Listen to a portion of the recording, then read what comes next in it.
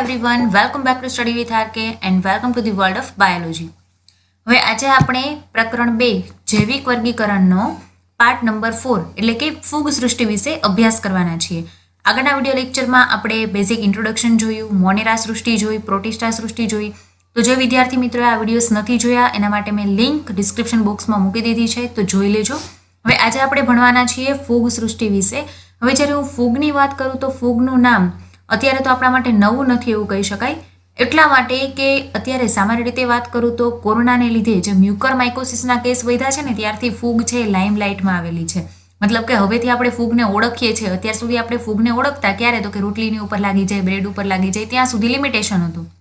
પરંતુ ફૂગથી ઘણા બધા રોગ પણ થતા હતા, પણ એટલી બધી સ્પ્રેડનેસ નહોતી એ રોગની. પણ અત્યારે તો આપણે જનરલી જોવા જઈએ તો મ્યુકર માઇકોસિસને એટલું બધું સ્પ્રેડનેસ ફેલાવી દીધું છે કે જેના લીધે આપણે ફૂગથી તો ઇન્ટ્રોડ્યુસ જ છીએ. તો ફૂગની આપણે વાત કરીએ તો હવે બધી જ ફૂગ છે એ રોગકારક હોય એવું જરૂરી નથી, પણ અહીંયા તમને હું ફૂગનું પ્રાથમિક માહિતી આપીશ કે ફૂગ સૃષ્ટિની અંદર શેનો શેનો સમાવેશ થાય છે, ફૂગ કઈ રીતે ફેલાઈ શકે છે, બરાબર, એના વિશે આપણે અભ્યાસ કરવાનો છે. અને ફૂગની હેબિટાટ્સ કઈ છે એટલે કે એની વસાહત કઈ છે. એમ કે જો તમને આવી બેઝિક ઇન્ફોર્મેશન હશે તો એને લીધે થશે શું, તો કે અત્યારે ફૂગને લીધે ઘણા બધા ડિસીઝ સ્પ્રેડ થાય છે એ તમે અટકાવી શકશો, કેમ કે અમુક એવી વસ્તુ છે જેના કોન્ટેક્ટમાં આવવાથી આપણે બચશું તો એને લીધે સ્પ્રેડનેસ નહીં આવે. તો એ સિવાય બેઝિકલી આપણે જોઈએ તો ફૂગ સૃષ્ટિની વાત કરીએ તો એના સામાન્ય લક્ષણો કયા કયા છે. હવે વસવાટની દ્રષ્ટિએ ફૂગને ભેજવાળું વાતાવરણ છે ખૂબ જ વધારે ગમે એવું આપણે કહી શકીએ. એટલે કે ભેજવાળા વાતાવરણમાં પાણી છે, ગઈ સિવાય જમીન છે, હવા છે, અને ફૂગ છે પ્રાણીઓ અને વનસ્પતિઓ બંને ઉપર જોવા મળે છે.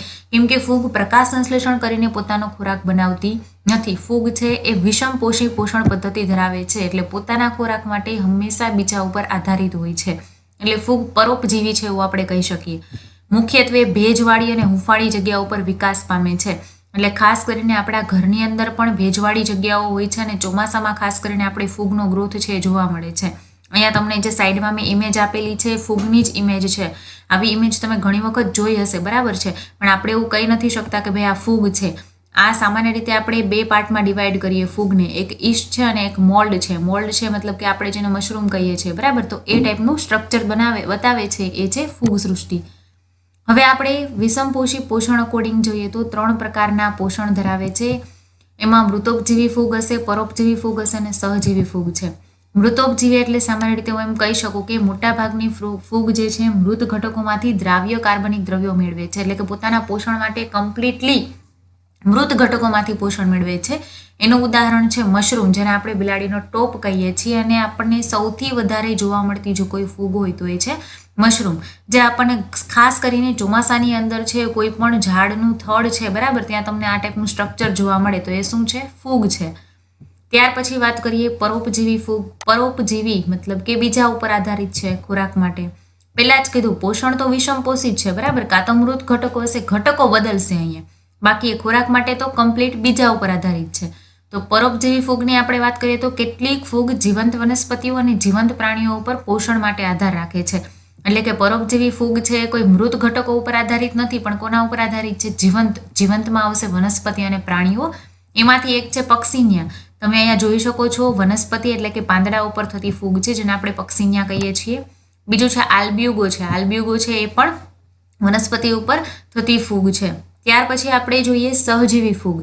સહજીવી ફૂગ એટલે કે ઘણી બધી ફૂગ એવી હશે કે જે એકબીજા સાથે સહજીવન મતલબ કોને કહી શકો કે સામસામે મ્યુચ્યુઅલ અન્ડરસ્ટેન્ડિંગથી રહેતા હોય, બરાબર છે, એના માટે સહજીવી આપણે વર્ડ યુઝ કરીએ છીએ. તો અહીંયા પણ એવું જ છે કે કેટલીક ફૂગ છે એ લીલ સાથે પરસ્પર લાભદાયી સહજીવન તરીકે રહે છે અને આપણે કહીએ છીએ લાઇકેન. આ તમને જે દેખાય છે લાઇકેન છે. લાઇકેન સામાન્ય રીતે આપણે એવું કહી શકીએ કે ફૂગ અને લીલ એનું કોમ્બિનેશન છે જેને આપણે શું કહીએ છીએ, લાઇકેન.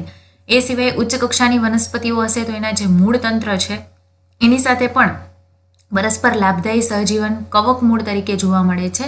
એટલે કે ઘણી બધી વનસ્પતિઓ હશે એના મૂળ સાથે પણ આ રીતના ફૂગનું સ્ટ્રક્ચર હશે જે કવક મૂળ કહેવાય. એટલે કે જે વનસ્પતિ જે છે એને વધારાના મૂળ પ્રોવાઈડ કરે છે. ઇન શોર્ટ એને લીધે થશે શું, તો કે વનસ્પતિને શું ફાયદો થયો, વનસ્પતિ માટે ફાયદો એ છે કે જમીનમાંથી એને અમુક ઘટકોનું શોષણ કરવું હશે, બરાબર, તો એની જે સપાટી છે એમાં શું થયો, વધારો થયો. આ જે કવક મૂળ છે એના વિશે આપણે આગળ વિગતવાર અભ્યાસ કરીશું. અત્યારે તમને જે અમે ઇમેજ આપેલી છે કોની આપેલી છે, લાઇકેનની છે, જે ફૂગ લીલ સાથે પરસ્પર રીતે લાભદાયી સહજીવન લાઇકેન તરીકે આપણે કહી શકીએ, બરાબર, એ ટાઈપનું જીવન વિતાવે છે, જે છે સહજીવી ફૂગ. એ સિવાય કોષ દિવાલની વાત કરીએ તો ફૂગ જે છે એની કોષ દિવાલ કાઇટિન અને પોલિસેકેરાઇડથી સંગઠિત છે, જેને આપણે ફંગલ સેલ્યુલોઝ કહીએ છીએ. શરીર રચનાની વાત કરીએ તો એક કોશીમાં ખાલી ઈષ્ટ જ આવશે. એ ઈષ્ટ સિવાયની બાકીની બધી જ ફૂગનું શરીર છે લાંબુ છે, પાતળા સૂત્રના તાતણા જેવી રચના છે, જેને કવક સૂત્ર કહેવામાં આવે છે અથવા તો કવક તંતુ કહેવામાં આવે છે. અહીંયા તમને આ જે સ્ટ્રક્ચર દેખાય છે ફૂગનું છે, આ કોઈ ઝાડ નથી, બરાબર. આ ફૂગને ઝૂમ કરીને સ્ટ્રક્ચર બતાવેલું છે. અહીંયા તમને જે હાઇફી કીધું છે એ શું છે તો કે કવક સૂત્ર, એટલે આવા નાના નાના કવક તંતુ હોય છે ને આખી આખી જાડી જેવી રચના બનાવે છે. અને આ જે આખી જાડી જેવી રચના છે એને શું કહેવામાં આવે છે, કવક જાળ, એટલે કે માઇસેલિયમ. આખી સમગ્ર જાડી જેવી રચના છે જેને આપણે કહીએ છીએ કવક જાળ, જે છે માઇસેલિયમ. અને એની અંદર આવેલા છે પાતળા તાતણા જેવી રચના, જેને આપણે કવક સૂત્ર અથવા તો કવક તંતુ કહીએ છીએ, જેને આપણે કહીશું હાઇફી. હવે કેટલીક ફૂગની અંદર કવક સૂત્ર એટલે મેં શું કીધું હતું કે આ જે તમને દેખાય છે હાઇફી જે છે એ બહુકોષ કેન્દ્રીય અને કોષરસ ભરેલી સળંગ નળાકાર રચના સ્વરૂપની હોય છે. હવે હાઇફી જે છે એને અહીંયા તમને વધારે પડતી ઝૂમ કરીને બતાવેલી છે કે હાઇફીના 2 પ્રકાર છે. કેટલાકમાં શું હોય તો કે કવક સૂત્ર બહુકોષ કેન્દ્રીય હશે, એટલે કે એક કરતાં વધારે છે. એની અંદર કોષરસ પણ હશે, આખી આખી નળાકાર જેવી રચના છે, તેને શું કીધેલું છે, બહુકોષ કેન્દ્રીય કવક સૂત્ર. એટલે આની અંદર આપણે વાત કરીએ તો એક કરતાં કોષ કેન્દ્ર છે એ કેવા છે, વધારે છે, એટલા માટે આ કેવું છે, બહુકોષ કેન્દ્રીય. ત્યાર પછી કેટલીક ફૂગમાં કવક સૂત્રો આડા પડદા કે ત્રાંસી દિવાલો ધરાવે છે. અહીંયા તમે જોઈ શકો છો આમાં ક્યાંય ત્રાંસી દિવાલો કે આડા પડદા નથી. અહીંયા શું છે, આડા પડદા અને ત્રાંસી દિવાલો સ્વરૂપે વિભાજિત થયેલું છે. તો કેટલીક ફૂગ એવી હશે કે જેની અંદર શું હશે, કવક સૂત્રો આડા પડદા કે ત્રાંસી દિવાલો ધરાવે છે. તો આ જે છે એ પડદાયુક્ત હાઇફી છે, આપણે એવું કહી શકીએ, બરાબર. અને આ છે પડદા વિહીન છે, મતલબ કે આમાં ક્યાંય આપણને પડદા દેખાતા નથી. પણ કોષ કેન્દ્રની વાત કરીએ તો બે કેવી છે તો કે બહુકોષ કેન્દ્રીય, એક કરતાં વધારે કોષ કેન્દ્ર આવેલું છે. ફૂગની અંદર ખોરાકનો સંગ્રહ, હા, ફૂગ જે છે વિષમપોષી છે તો એની અંદર ખોરાકનો સંગ્રહ પણ થાય છે. કયા સ્વરૂપે થાય છે તો કે ગ્લાયકોજન સ્વરૂપે અને મેદબિંદુ સ્વરૂપે ખોરાકનો સંગ્રહ થાય છે. ત્યાર પછી પ્રજનનની આપણે વાત કરીએ તો 3 પ્રકારના પ્રજનન છે, વાનસ્પતિક પ્રજનન, અલિંગી પ્રજનન અને લિંગી પ્રજનન. હવે લિંગી પ્રજનન અને અલિંગી પ્રજનન વિશે તો ખબર જ છે. વાનસ્પતિક પ્રજનનની આપણે વાત કરીએ તો કઈ રીતે પ્રજનન મતલબ કેવું છે તો કે એની સંખ્યામાં વધારો કઈ રીતે થશે, એ રિપ્રોડક્શન કઈ રીતે કરે છે. તો પહેલી વસ્તુ ભાજન. અહીંયા ફિઝનથી આપણે સ્ટાર્ટ કરીએ. ઇંગ્લિશ અને ગુજરાતી હું તમને નીટ માટે પ્રોપર વે તમારો કનેક્ટ રહે, બરાબર, એટલા માટે મેં 2 વસ્તુ મેન્શન કરેલી છે. ભાજનની હું વાત કરું તો જેને આપણે ઇંગ્લિશમાં કહીએ છીએ ફિઝન, નામ જ છે ભાજન. ભાજન મતલબ શું થશે તો કે એક કોષ છે આખે આખો ડિવાઈડ થઈ જશે 2 ભાગમાં.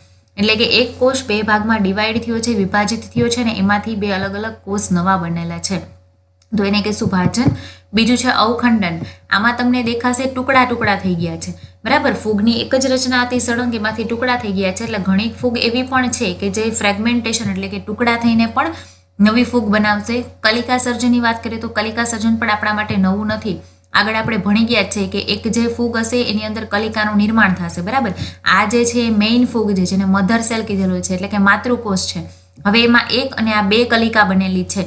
હવે શું થશે તો કે આ જે કલિકા એકદમ પરિપક્વ થઈ જશે ને એટલે માતૃકોષ છે એનાથી શું થઈ જશે, છૂટું પડી જશે. એટલે એક ફૂગમાંથી આપણે એવું કહી શકીએ કે ફરી પાછી 2 ફૂગની અંદર રૂપાંતરણ થયું. બધામાં આવી રીતે 2 કલિકા બને એવું જરૂરી નથી. પહેલા એક કલિકા હશે, વ્યવસ્થિત રીતે સંપૂર્ણ વિકાસ થઈ જશે અને પછી આગળ છે માતૃકોષથી છૂટો પડી જશે. તો આને કહીશું આપણે વાનસ્પતિક પ્રજનન. ત્યાર પછી આપણે વાત કરીએ અલિંગી પ્રજનન. અલિંગી પ્રજનનની અંદર 2 પદ્ધતિ આપેલી છે, કણી બીજાણુઓ કે ચલ બીજાણુઓ. હવે આમાં તમારે થોડુંક જે નામ આપેલું છે ને એના ઉપર તમારે ભાર દેવાનું છે. ભાર દેવાનો ઇટ મીન્સ કે તમે એમાં સમજશો ને તો તમને ખબર પડશે કે 2 કઈ રીતે અલગ અલગ છે.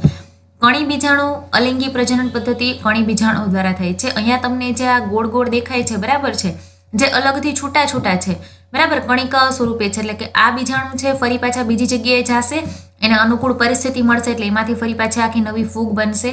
એટલે આ ફૂગની અંદર કણી બીજાણુઓ જેને કોન્ડિયા કીધેલું છે, બરાબર, એના થ્રુ શું થશે, પ્રજનન થશે. બીજું કીધેલું છે ચલ બીજાણુ, એટલે કે એની પાસે કાંઈક એવું હશે કે જેનાથી એ ચાલી શકે છે, મૂવમેન્ટ કરી શકે છે. હવે અહીંયા તમને પૂંછડી જેવી રચના દેખાય છે જેને આપણે કહીશું ચલ બીજાણુઓ, કે જેના દ્વારા એ શું કરશે તો કે એક જગ્યાએથી બીજી જગ્યાએ જશે, મૂવમેન્ટ કરી શકે છે, હલનચલન કરી શકે છે. શું કામ તો કે એની પાસે ચલ બીજાણુઓ, એની પાસે પૂંછડી જેવી રચના આવેલી છે, બરાબર, એટલા માટે. તો અલિંગી પ્રજનન કણી બીજાણુઓ કે ચલ બીજાણુઓ દ્વારા થાય છે. આપણને ક્વેશ્ચન માર્ક થાય કે કણી બીજાણુઓ કઈ રીતે એક જગ્યાએથી બીજી જગ્યાએ જતા હશે, એની પાસે તો કઈ આવી રચના છે નહીં. કણી બીજાણુઓ છે કોઈ પણ વાહક દ્વારા, વાહકની અંદર આપણે એવું કહી શકીએ કે કીટકો દ્વારા એક જગ્યાએથી બીજી જગ્યાએ જતા હોય છે, પવન દ્વારા એક જગ્યાએથી બીજી જગ્યાએ જાય, પાણી દ્વારા જાય, બરાબર. એવી રીતે એક જગ્યાએથી બીજી જગ્યાએ જશે ને એ રીતે ફૂગ આખી શું થશે, સ્પ્રેડ થશે. ત્યાર પછી આપણે લિંગી પ્રજનનની વાત કરીએ તો લિંગી પ્રજનનમાં ફળકાઈ રચનામાં ઉત્પન્ન કરાતા. હવે લિંગી પ્રજનન છે એટલે આમાં એકને એકમાંથી બે વસ્તુ નહીં બને. લિંગી પ્રજનનમાં કોઈ પણ બે જોડાશે ત્યારે એમાંથી કંઈક નવો સજીવ બનશે, બરાબર.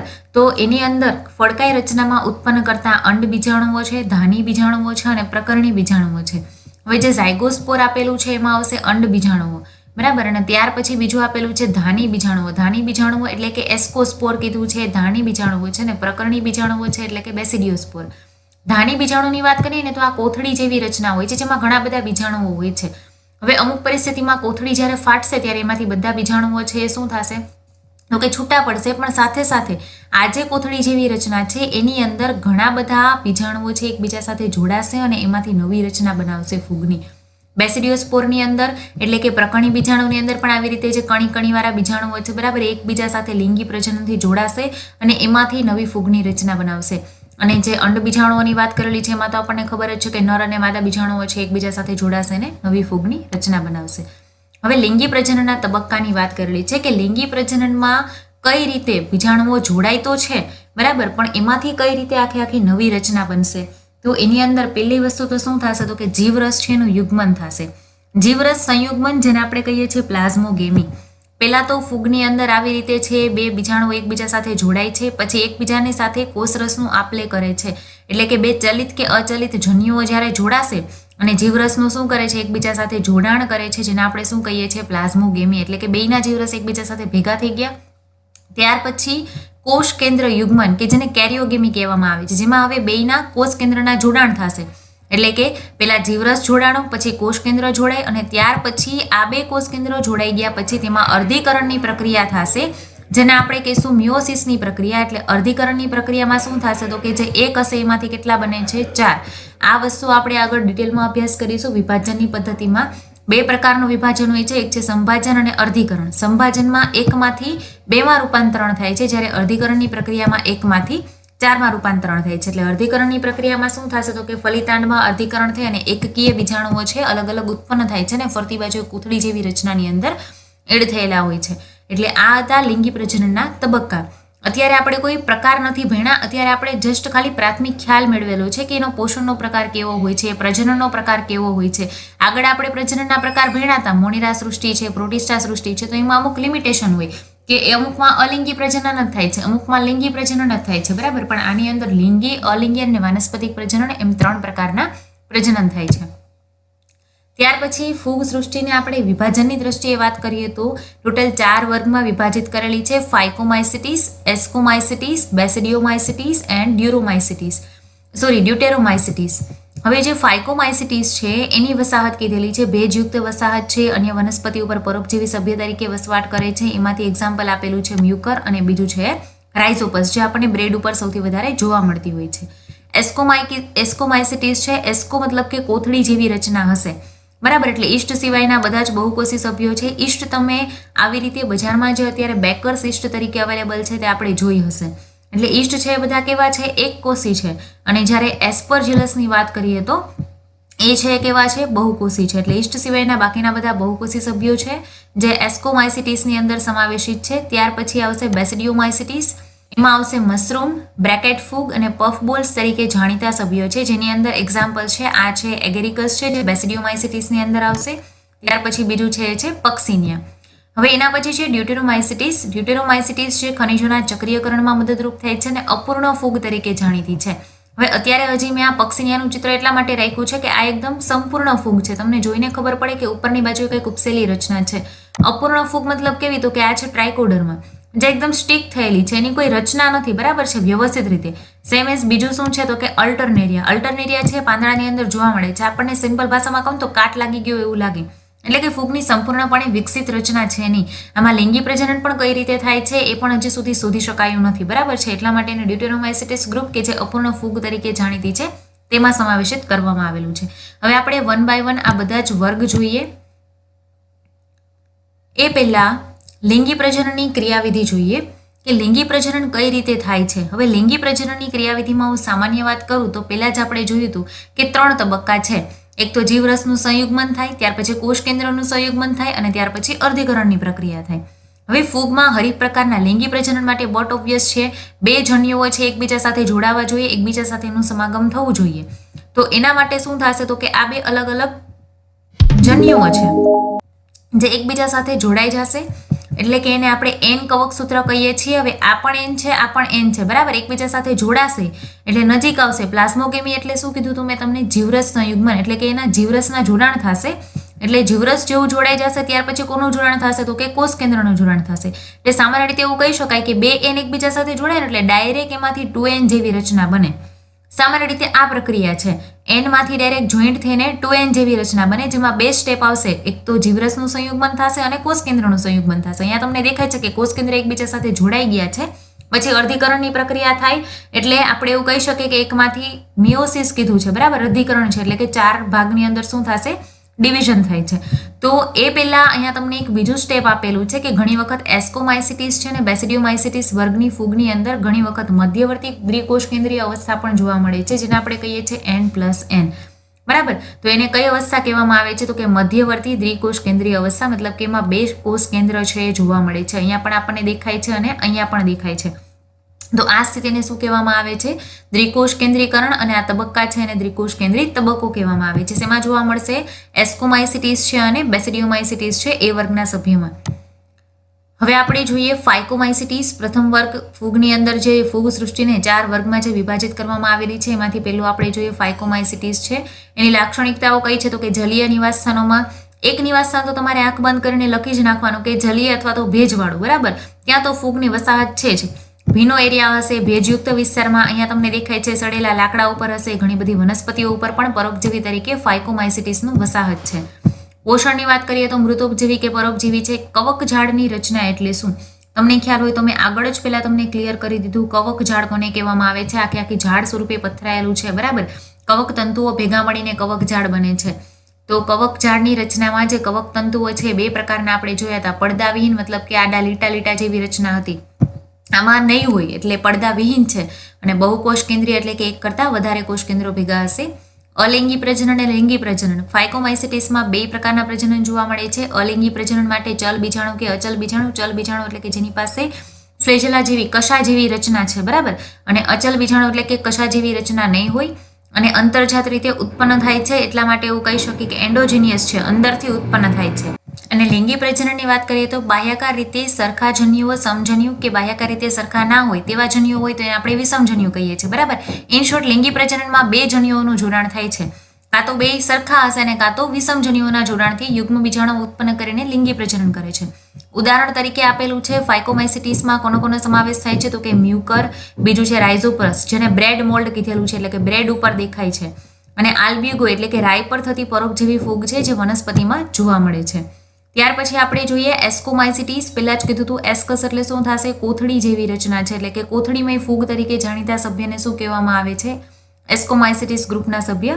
હવે એસ્કોમાઇસિટીસની લાક્ષણિકતા શું છે તો કે સડતા કાર્બનિક દ્રવ્યો, છાણ ઉપર ખાસ કરીને છાણ ભક્ષીઓ કહેવામાં આવે છે કે અન્ય સજીવ ઉપર પરોપજીવી તરીકે રહેતા હોય છે.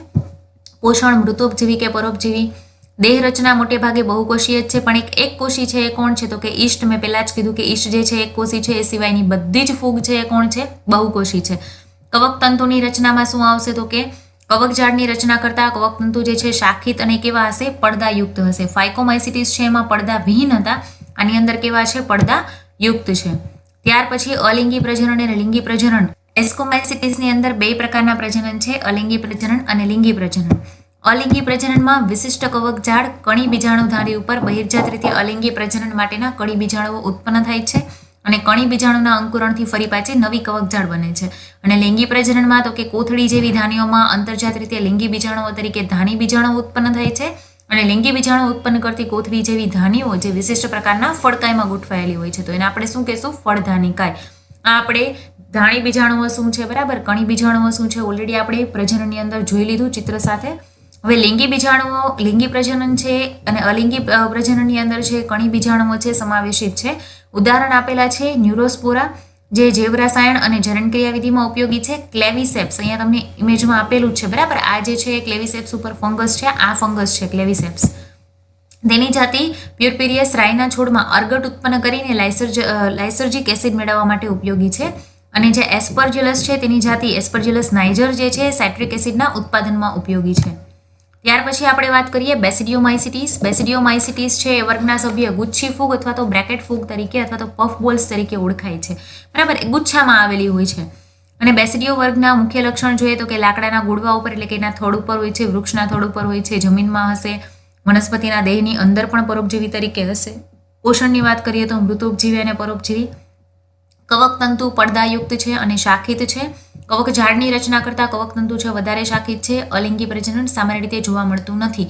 એટલે આ ખાસ યાદ રાખજો, બેસિડિયોમાઇસિટીસમાં અલિંગી પ્રજનન નથી જોવા મળતું, પરંતુ વાનસ્પતિક પ્રજનન જોવા મળે છે. એ પણ અવખંડન દ્વારા જોવા મળે છે.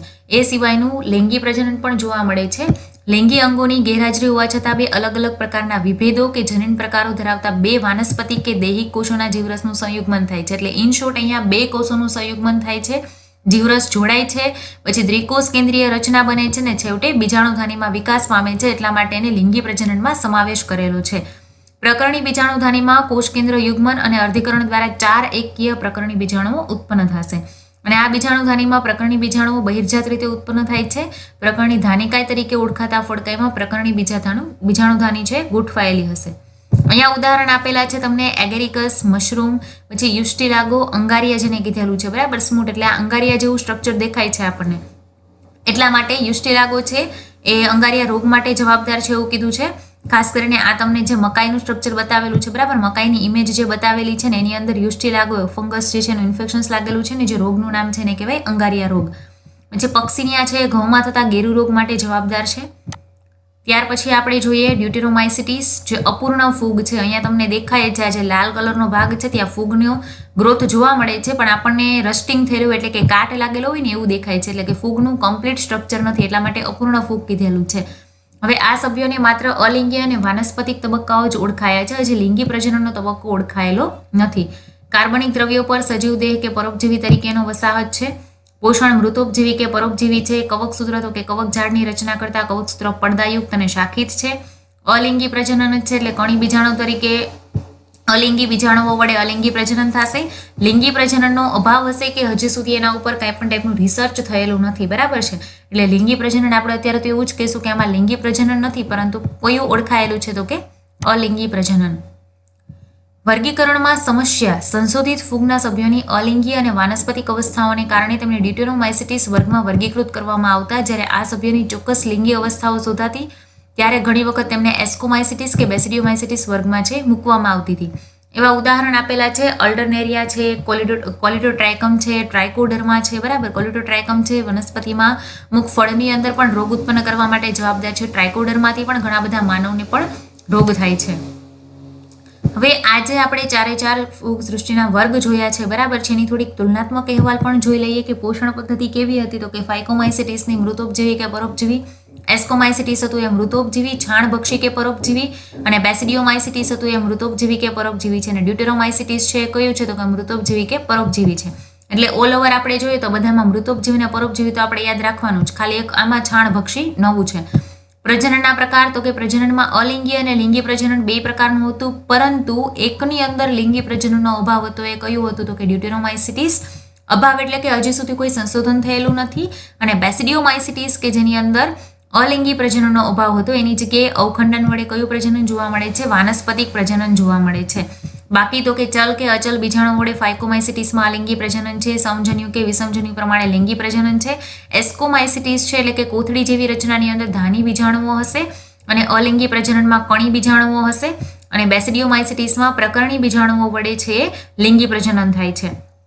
તો આ તુલનાત્મક અહેવાલ હતો. ત્યાર પછી આપણે જોઈએ ફૂગ સૃષ્ટિ છે એનું આર્થિક મહત્વ શું છે. એટલે કે અત્યારે મેં તમને સ્ટાર્ટિંગમાં જ કીધું કે આપણે કોઈ પણ વસ્તુ, કોઈ વ્યક્તિ આપણી સામે ફૂગનું નામ લે એટલે આપણને મગજમાં તરત જ સ્પાર્ક થાય એટલે ફૂગ એટલે તો રોગકારક છે. પણ બધી ફૂગ છે એ રોગકારક છે નહીં. ફૂગ સૃષ્ટિનું ઘણી બધું આર્થિક મહત્વ છે.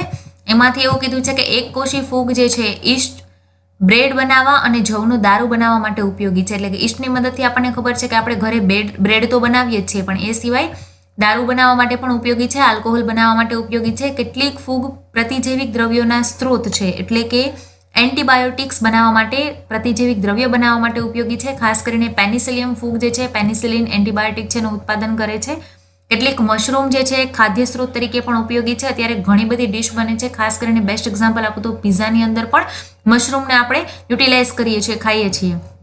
ત્યાર પછી કવકમૂળ, આ શબ્દ આગળ આવી ગયો હતો, બરાબર છે, કે સહજીવી પ્રકારનું પોષણ ધરાવે છે એમાં. હવે કવકમૂળ સ્વરૂપે ઉચ્ચ વનસ્પતિના મૂળ સાથે પણ ફૂગ સહજીવન દર્શાવે છે. એટલે ફાયદો શું થશે, ત્યારે મેં તમને એવું કીધું હતું કે અહીંયા તમને જે સ્ટ્રક્ચર દેખાય છે ને, આ છે કવકમૂળ છે, એટલે કે ફૂગ જ છે. સામાન્ય રીતે વનસ્પતિના ખુદના મૂળ તો હોય જ છે, પણ સાથે સાથે જો આ કવક મૂળ હશે એટલે એને એક્સ્ટ્રા મૂળ મળી ગયા. અને મૂળનું કામ શું છે, તો કે પાણી અને ખનિજ શોષણ ક્ષમતાનો વધારો કરશે, બરાબર. એટલે આ એક્સ્ટ્રા મૂળ જેવી રચના હશે જેને લીધે એને જમીનમાંથી વધારે પડતું પાણી અને ખનિજ જે છે એનું શોષણ કરી શકશે. એટલે અહીંયા બેયને સામસામે ફાયદો છે. અહીંયા જે ફૂગ છે એને શું થઈ ગયું, તો કે એને વસાહત મળી ગઈ, અને સામે વનસ્પતિ છે એને શું થઈ ગયું, તો કે એને પાણી અને ખનિજની શોષણ ક્ષમતામાં વધારો થઈ ગયો. એસ્કોમાઇસિટીસ વર્ગના જે ઘણા સભ્યો છે એ કાળો રંગ, ચોરેલ્સ અને પીળો રંગ એટલે કે બફલ્સ ધરાવે છે, જે ખાવાલાયક અને એકદમ નાજુક રચના છે. એ સિવાયના બીજા મહત્વ જોઈએ તો મોટાભાગની ફૂગ છે મૃતોપજીવી તરીકે, વિઘટકો તરીકે વર્તી અને ખનિજોના ચક્રીયકરણમાં મદદરૂપ છે. ન્યુરોસ્પોરા આપણે આગળ જોયું, જીવ રસાયણ અને જનનક્રિયા વિધિમાં પણ ઉપયોગી છે. કેટલીક ફૂગ પરોપજીવી તરીકે વનસ્પતિ, પ્રાણી અને મનુષ્યમાં રોગો પણ ઉત્પન્ન કરે છે. એમાં આપણે ઉદાહરણ જોઈએ આલ્બ્યુગો, જે રાયુ પર થતી પરોપજીવી ફૂગ છે. ત્યાર પછી છે યુસ્ટિલાગો, અંગારિયા રોગ માટે જવાબદાર ફૂગ છે, બરાબર. મકાઈની અંદર અંગારા જેવું સ્ટ્રક્ચર આખું ક્રિએટ કરે છે, બ્લેક ગ્રે કલર જેવું, એટલા માટે આપણે અંગારિયા એવો રોગ કીધેલો છે. પક્સિનિયા જે ઘઉંમાં ગેરુ રોગ માટે જવાબદાર ફૂગ છે. એન્ડ એપિડર્મોફાઇટોન જે દાદર રોગ માટે જવાબદાર છે, એટલે કે મનુષ્યની અંદર પણ રોગકારક છે. ત્યાર પછી મોસ્ટ ઇમ્પોર્ટન્ટ કે ફૂગ જે છે એને પ્રોટિસ્ટા સૃષ્ટિથી કઈ રીતે અલગ ગણેલું છે. આગળ આપણે પહેલા મોનેરા સૃષ્ટિ જોઈ, પછી પ્રોટિસ્ટા જોઈ, અને આ વિડીયો લેક્ચરની અંદર આપણે ફૂગ સૃષ્ટિ વિશે અભ્યાસ કર્યો. તો એ કઈ રીતે અલગ છે, શું કામ એને પ્રોટિસ્ટા છે એની અંદર શું કામ સમાવેશ નથી કરવામાં આવ્યો, તો કે ઘણા બધા રીઝન્સ છે. પહેલા તો પ્રોટિસ્ટાની અંદર તો એક કોષીય અને સુકોષ કેન્દ્રીય હતું બધા સજીવો, જ્યારે ઈસ્ટ સિવાયના બધા જ સજીવો ફૂગમાં તો કેવા છે, બહુકોષ કેન્દ્રીય છે. નો ડાઉટ સુકોષ કેન્દ્રીય તો છે જ, પણ ઈસ્ટ સિવાયના બધા બહુકોષી છે, એટલા માટે આપણે પ્રોટિસ્ટામાં ના મૂકી શકીએ. પ્રોટિસ્ટામાં બધા સજીવો જલજ હતા, એટલે આગળના વિડીયોમાં આપણે જે પ્રોટિસ્ટા સમૂહ ભણ્યા તેમાં બધા દરિયામાં વસાહત કરતા હતા. જ્યારે અહીંયા ફૂગની વસાહત કેવી હતી, તો કે હવા, પાણી, જમીન, ઘણા બધા અન્ય સજીવો પણ વસવાટ કરતી હતી ફૂગ. કેટલાક પ્રોટિસ્ટા સજીવો પ્રકાશસંશ્લેષી સ્વોપજીવી હતા. જ્યારે આપણે ફૂગના આટલા વર્ગો ભણ્યા, પણ એમાંથી એક ફૂગ એવી નથી કે જે સ્વયંપોષી હોય, એટલે કે પોતાનો ખોરાક જાતે બનાવતી હોય. ક્યાંક ને ક્યાંક રીતે એ શું હતી, વિષમપોષી. પ્રોટિસ્ટા સજીવોમાં અલિંગી પ્રજનન મુખ્ય હતું. જ્યારે આપણે ફૂગની અંદર જોઈએ તો ડ્યુટેરોમાઇસિટ સિવાયના બધા જ સભ્યો છે એની અંદર અલિંગી અને લિંગી બંને પ્રકારના પ્રજનન છે જોવા મળે છે. અને ફૂગની અંદર ફંગલ સેલ્યુલોઝ એટલે કે એની જે કોષ દિવાલ જે છે એ કાઇટિન અને પોલિસેકેરાઇડની બનેલી છે, જે અલગ પ્રકારની છે, બરાબર. તો આ બધા રીઝન છે કે જેને લીધે ફૂગ સૃષ્ટિ છે પ્રોટિસ્ટા સૃષ્ટિથી અલગ પડે છે. ત્યાર પછીના હવે આપણે નેક્સ્ટ વિડીયો લેક્ચરમાં વનસ્પતિ સૃષ્ટિ, પ્રાણી સૃષ્ટિ, વાયરસ, વિરોઇડ્સ અને લાઇકેન્સ વિશે જોશું, બરાબર. તો વિદ્યાર્થી મિત્રો, જો તમને આ વિડીયો પસંદ આવ્યો હોય તો લાઇક કરજો, શેર કરજો, અને હા, રેગ્યુલર અપડેટ્સ અને નોટિફિકેશન માટે અમારી ચેનલ સ્ટડી વિથ આરકેને સબસ્ક્રાઇબ કરી લેજો.